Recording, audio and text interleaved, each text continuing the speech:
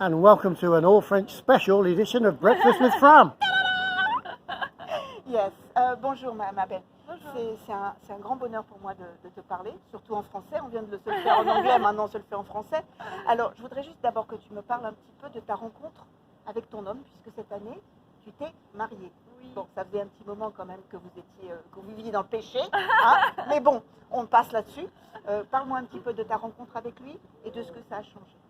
Eh bien, on s'est rencontrés en 2008 à l'INSEP. On étudiait tous les deux du journalisme.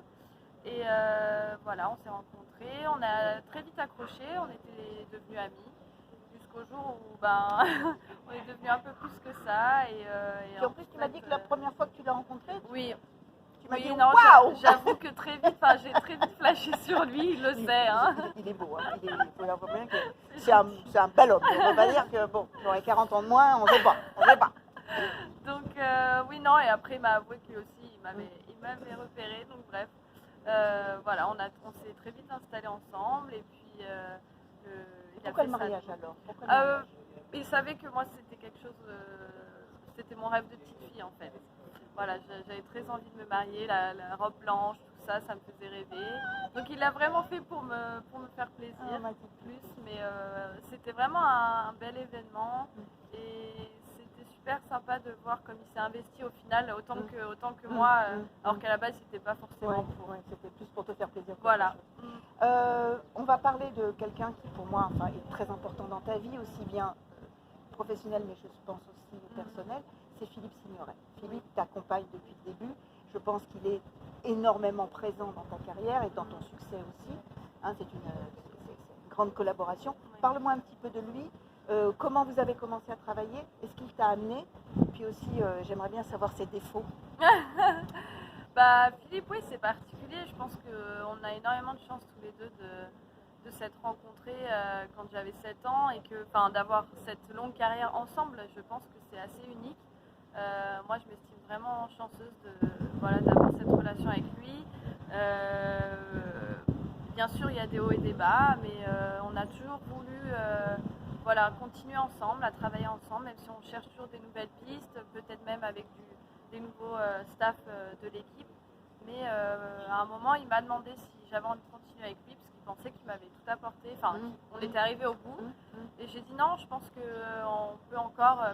Moi, j'ai envie d'atteindre mes objectifs et mes rêves avec lui.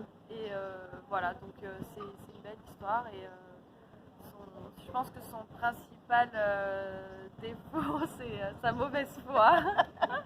Mais sa principale qualité, c'est sa passion. Vraiment, il est passionné, et ça aussi, c'est pas si commun chez les entraîneurs, je pense. Ben oui, bien sûr. Bon, on en a un petit peu parlé tout à l'heure, mais quel est pour toi ton objectif maintenant? Où est-ce que tu te vois aller? Est-ce que c'est être la numéro 1 mondiale? Est-ce que c'est être championne du monde? Qu'est-ce que c'est, toi? Qu'est-ce qui te réveille le matin? Qu'est-ce qui te fait aller t'entraîner? Qu'est-ce qui te motive? Ces deux objectifs sont toujours mes rêves. Hein. C'est ce qui me motive à encore jouer. Après, bien sûr, j'aime le jeu. Je pense que j'en ai pas eu assez encore.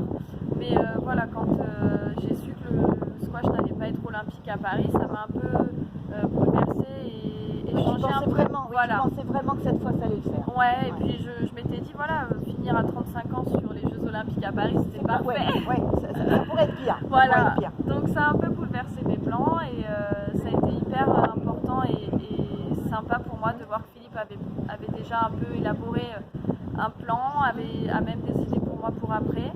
Et on s'est donné encore 3 ans. On fera un point dans 3 ans, mais en tout cas, dans ma tête, c'est clair. À fond la caisse pendant 3 ans. Voilà. Et puis après, on voit ce qui se passe. C'est ça.